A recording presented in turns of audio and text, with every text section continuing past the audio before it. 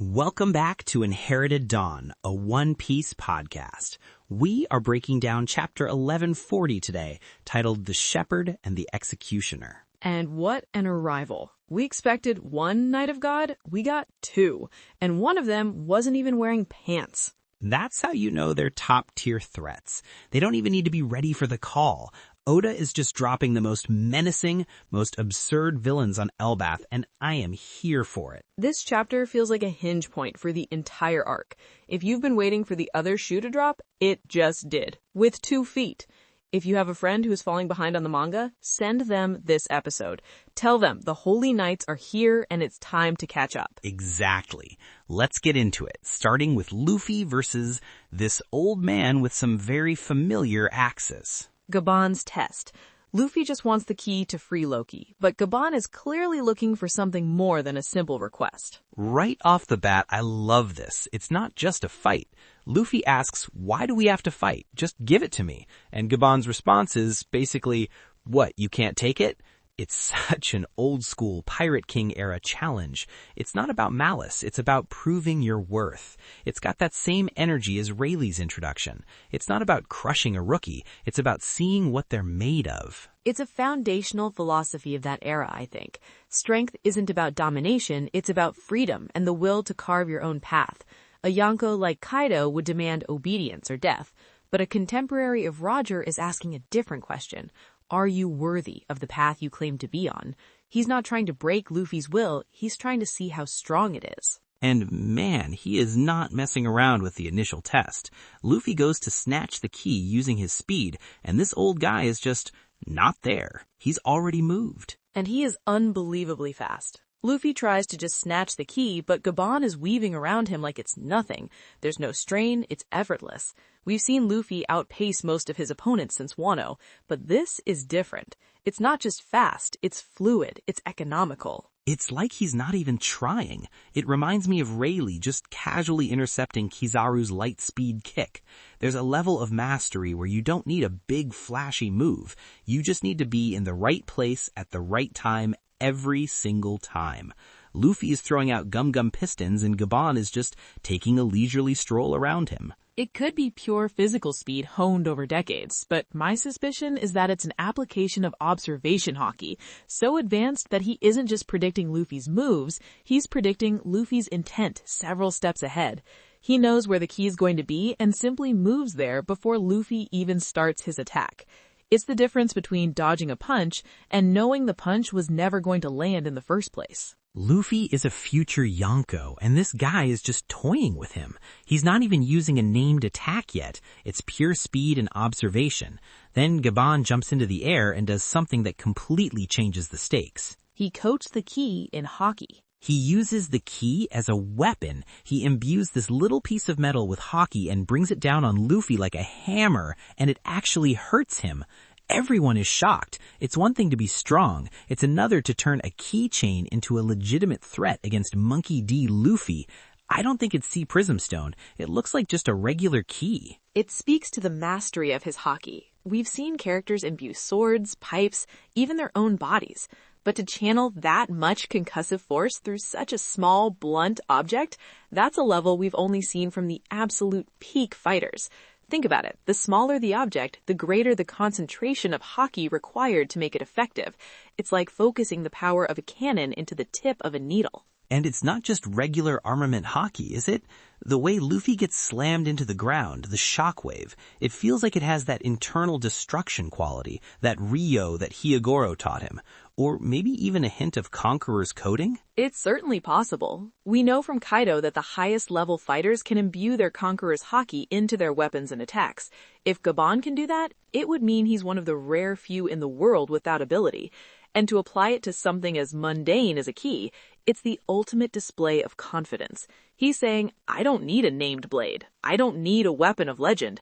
I've got my house keys. Let's go. Super cool. And when Luffy gets up from the rubble, Gaban isn't even looking at him. He's looking at the hat. He says it looks better on him than the helmet Luffy was wearing. It's the first real sign that he knows exactly who this kid is connected to. He's testing more than just Luffy's strength. He's testing his spirit, his inheritance, and he immediately pushes the most sensitive button he can find. He's seen the power, now he wants to see the heart. He calls Shanks a cheapskate for not actually giving Luffy the hat, just letting him borrow it. And Luffy, bless his simple, loyal heart, goes from 0 to 100. He doesn't even process the fight anymore. He just heard an old man insult his friend. He yells at Gaban, telling him not to talk bad about Shanks when he doesn't even know him. The irony. It's so potent. This man knew Shanks as a cabin boy. He probably watched him grow up on Oro Jackson, saw them and Buggy getting into fights, listened to their ridiculous dreams. He knows him better than almost anyone alive. The insult isn't born of ignorance, it's born of a deep, intimate knowledge. It's the kind of thing an old uncle would say. Exactly, and that's what makes Luffy's reaction so perfect. He doesn't have that context. All he knows is his promise to Shanks. That hat is the most sacred thing he owns, a symbol of his entire dream. To Luffy, Gaban is just some random strong old guy disrespecting that promise. His loyalty is so pure and uncomplicated. He's not thinking, oh, this guy is strong, maybe I should listen. He's just, you said a mean thing about my friend, now we have to fight. And Gaban seems to like that answer, though. He's not angry or offended by Luffy's outburst. In fact, he seems pleased. It's what he was looking for. He wanted to see if the hat was just an accessory or if the will behind it was still there. Luffy's blind, furious loyalty was the correct answer. So he shoves the key into Luffy's mouth and smashes him into a wall. It's a rough, almost playful kind of violence. Then he pulls out the axes, and we get the attack name, Yaso Takeru, a flurry of strikes that Zoro, from all the way across the area, senses is a legitimate kill shot. This wasn't a test anymore. For that one moment, that attack was real. Zoro doesn't hesitate. He doesn't ask what's happening. He doesn't shout, Luffy, are you okay? He just feels the quality of the haki, the killing intent in the air, and moves. His body reacts before his mind even has time to process the details. It's pure instinct. And that right there, that's the real final exam. Zoro parries the attack. The whole castle wall behind them just explodes from the force, and Gaban stops. He just stops dead. He looks at Zoro, then at Luffy, and he smiles. He says he thinks Luffy has found himself a good crew. That was the final part of the test. It wasn't just about Luffy's power or his will or his connection to Shanks. It was about his crew. Would his first mate have his back? Is the bond there? It's the exact same thing Mihawk was looking for at the Baratie. Mihawk saw the glimmer of a king in Luffy, but he challenged Zoro to see if that king had followers worthy of him. Gaban is doing the same, decades later, on a much grander scale. It's the ultimate confirmation. The spirit of a king isn't just in the king himself. It's in the people who choose to follow him. It's in the first mate who will stand between him and death without a second thought. It's the same energy as Zoro taking on Kuma at Thriller Bark. It's nothing happened. It's that same absolute dedication. And Zoro just passed that test with flying colors. It gives me chills, man. But Luffy and Zoro don't see it that way. They're just angry. From their perspective, this old man just tried to kill their captain. They don't understand it was a performance, a final check. So they power up. Luffy goes straight into gear 5th. Zoro's ready for a real sword fight, and they're screaming at him to take this seriously. And Gaban just says, I yield. He drops the key on the ground and says it's theirs now. The tonal whiplash is perfect. Luffy and Zoro are so ready for this epic battle. Their aura is flaring, the ground is cracking, and they just trip over their own momentum. They crash into each other. It's a classic Oda gag that cuts all the tension and reminds you that for all their power, there still are goofy Straw Hats. It's hilarious. It is, but Gaban's words afterwards are very important. Road, the giant, tries to tell Luffy who he really is, but Gaban stops him. He says, don't be too hasty. He doesn't want his identity revealed yet. This implies he has his own reasons for staying hidden, and he doesn't want his past to influence Luffy's journey just yet. And then he tells Luffy to come visit him after Elbaph is safe, which is a pretty ominous way to phrase it. It implies he knows it's about to not be safe. He's not saying after you're done here, he's saying if this place survives what's coming. He knows what's coming. The final piece is that little flashback. We see Shanks talking to Gaban, telling him about a certain kid. Gaban asks why he should trust Shanks' judgment, and Shanks just says to do as he pleases. Shanks didn't order him. He didn't even ask. He just put the idea out there and trusted his old crewmate to see the same thing in Luffy that he and Rayleigh did. That's the Pirate Prince's way. It's all about freedom and trust. Rayleigh trained Luffy because he chose to. Gaban tested Luffy because he chose to. This whole fight was Gaban confirming that trust for himself. He saw the will, he saw the loyalty of the crew, and he saw the hat. The test is over. Skopper Gaban approves. So you're saying it. That's him. No more speculation. It's a lock. The name, the axes, which matches design from the Odin flashback, the connection to Shanks and Roger's era, the power level, it's all but confirmed. He's Skopper Gaban. And I have to believe he's the Copper, the number 3 of the Pirate King's crew. And he's been hiding out on Elbaph this whole time, perhaps acting as a guardian of something important. Unbelievable. What a legend. Alright, but as one legend leaves the stage, a whole new set of nightmares enters. Let's talk about the Sun World Tree. We're with Shamrock and Gunko, overlooking the Walrus School where the giant children are playing. It's already unsettling. Oda frames it to feel idyllic at first, but with those two watching, it feels predatory. Gunko, this little girl with the creepy doll, creates a magic circle. Some of the kids see a weird-looking bird, which was actually the construct she used to get up into the tree. Oda's building the tension perfectly. It starts as a strange sighting, something easily dismissed. It's a classic horror trope. The children see the monster first, but the adults don't believe them. But it's not a bird, it's a portal. Shamrock asked for one of the Knights of God. The circle flares to life, and 2 of them fall out. And they are not what I expected at all. One of them, St. Summers, is literally in his underwear talking about a food shortage. The other, St. Killingham, looks like he's in a huge rush, complaining that he's late. It's such a bizarre, undignified entrance for the supposed top enforcers of the world government. It's a surprise to them, too. This wasn't a planned deployment. It feels like Shamrock just used a celestial emergency brake. Killingham explains that he was being summoned back to Mary Joy's because everything has been falling apart since the Leverie. Okay, hold on. That line is huge. We need to park here for a minute. That's not just some throwaway dialogue. We knew things were bad, but to have a holy knight say everything is falling apart, that means the Revolutionary Army's attack, Sabo's escape, Cobra's death, the abolition of the warlords, it's created genuine chaos at the heart of the world government. They're losing control. It's complete destabilization. The balance of the world is broken, and the celestial dragons are feeling it directly for centuries. Think about what happened. They declared war on the revolutionaries, and the revolutionaries successfully invaded their holy land and freed their slaves. The Shichibukai system, a key pillar of their military might, was dissolved, creating more rogue elements like the Cross Guild. King Cobra, a respected world leader, was assassinated in their home, and they failed to capture the primary suspect. It's a cascade of failures. They're not acting from a position of power anymore. They're reacting. They're plugging holes in a dam that's about to burst. And this mission on Elbaph feels like a desperate move to regain some semblance of control or acquire a new asset. And look at the assets they send. Killingham's design, he looks like he's got some kind of Zoan fruit, an awakened one at that. He's got these animalistic features, that classic smoke ring scarf we associate with Lucci, Kaku, and Luffy's Gear 5th. This dude is a monster. And it looks like a mythical Zoan, which puts him in the same power class as Kaido, Luffy, Sengoku. These are not just strong fighters. They are walking calamities.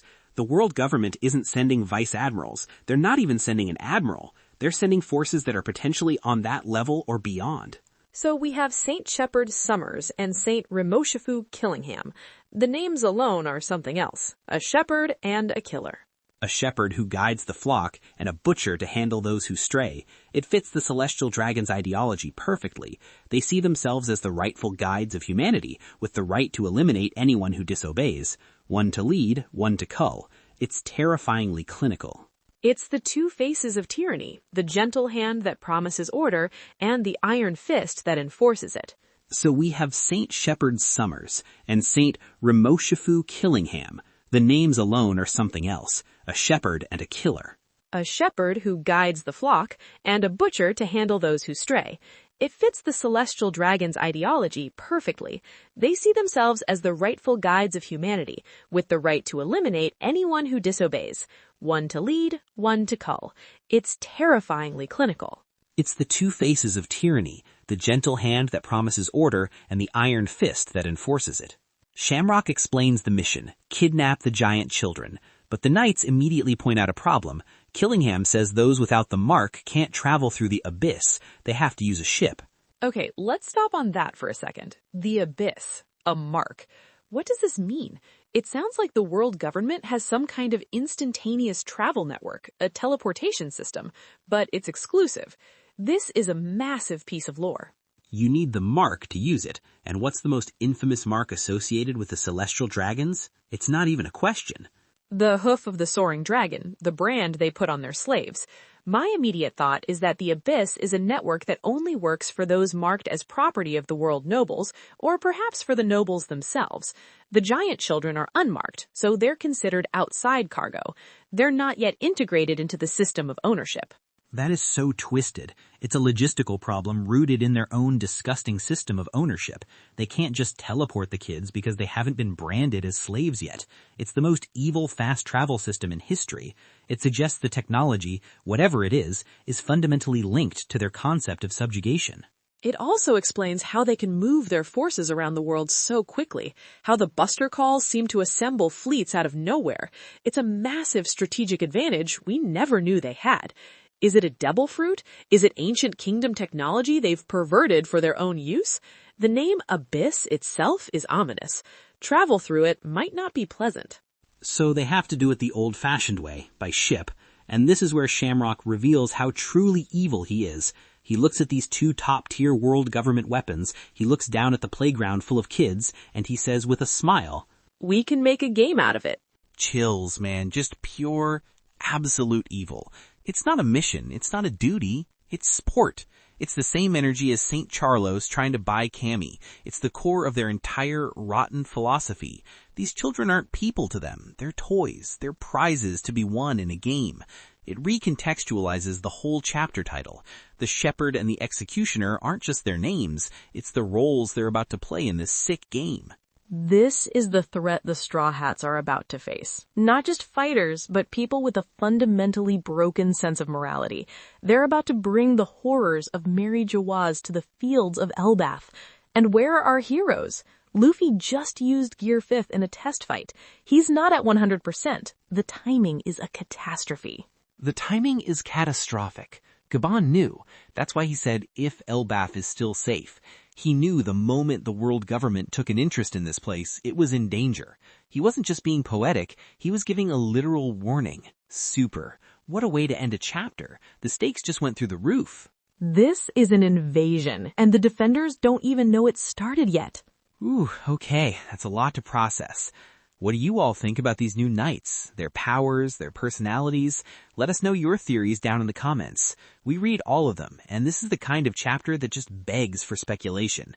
The Abyss and the Mark, Killingham's mythical Zoan, there's so much to chew on. I have a feeling the theories are going to be dark after that last line from Shamrock. It casts a shadow over everything. No kidding. All right, let's get into predictions for chapter 1141. What do you have for me, Robin? First, I think we'll see exactly what this game is. I predict it will be a twisted version of a children's game, like hide and seek or tag. St. Summers, the shepherd, will try to gather the children, perhaps using a hypnotic or alluring ability, while Killingham acts as the wolf or the ogre who snatches them if they run. The cruelty will be in the presentation, making the children participants in their own capture. Oh, that is sinister. I like it. Or, well, I hate it, but it sounds exactly like something they do. My first one is a bit of a follow-up to the Gaban plot. Luffy and Zoro are going to see the commotion starting at the Walrus School. They're going to try and run over, but Gaban will stop them, telling them their fight is with Loki first. He'll impress upon them the importance of liberating Elbaph's true king before fighting the invaders, forcing them to stick to their original goal. He'll essentially say, "This is our fight for now. You do your part," and he himself will move to intercept the Holy Knights. Interesting. Gaban as the first line of defense. My second prediction is about Killingham's fruit. We know it's an awakened mythical Zoan. Given his name and the executioner vibe, I believe it's a model based on the Nemean lion, a beast from mythology famous for its impenetrable hide, a creature that can only be defeated through overwhelming strength and wit, not conventional weapons. It would make him a terrifying physical opponent for Zoro or Sanji, forcing them to use advanced Haki to even damage him. A monster from legend to fight on the land of giants. Fits perfectly. Okay, my second prediction, Gunko is not just a summoner. The doll she carries is her primary weapon, and we'll see her use it to create monstrous living toys to help corral the children. The weird bird was just the beginning. She's going to turn the entire playground into a nightmare out of a horror movie with creepy dolls and stuffed animals coming to life to chase the kids. That's horrifying, and it tracks with the dark fairy tale aesthetic of the world government's worst agents, like the CP9 or even some of Big Mom's children. My final prediction, the chapter will end with the arrival of another party. Not Straw Hats, not Holy Knights. I think the Cross Guild is going to make their move. Mihawk mentioned getting to a warm place. What if their ship appears on the coast of Elbaph, drawn to the chaos, ready to add a third faction to this fight? Buddy would be terrified, but Crocodile would see an opportunity. Bro, a three-way war on Elbaph? You're trying to break the internet. My final prediction is a little more grounded. We'll cut back to Loki. He's been chained up this whole time, hearing the commotion. The arrival of the Holy Knights, the screams of the children, will give him a surge of adrenaline. We'll see him use his own giant strength to partially break his chains himself, right as Luffy arrives with the key. It'll be a moment to show that he's not just a prince who needs saving, but a warrior in his own right, ready to defend his people. I like that. It would give him some much-needed agency. And before we go, Oda's author comment this week was that he walked for 3 hours around the city to get a max Pokemon after finishing the chapter. The man delivers one of the most tense chapters in months and then immediately goes on a Pokemon Go walk. What a legend. You gotta respect it. That's how he recharges his creative energy. It's good to have hobbies. It keeps one balanced. It absolutely is. And on that note, that's all for this week's Inherited Dawn. We'll see you next time.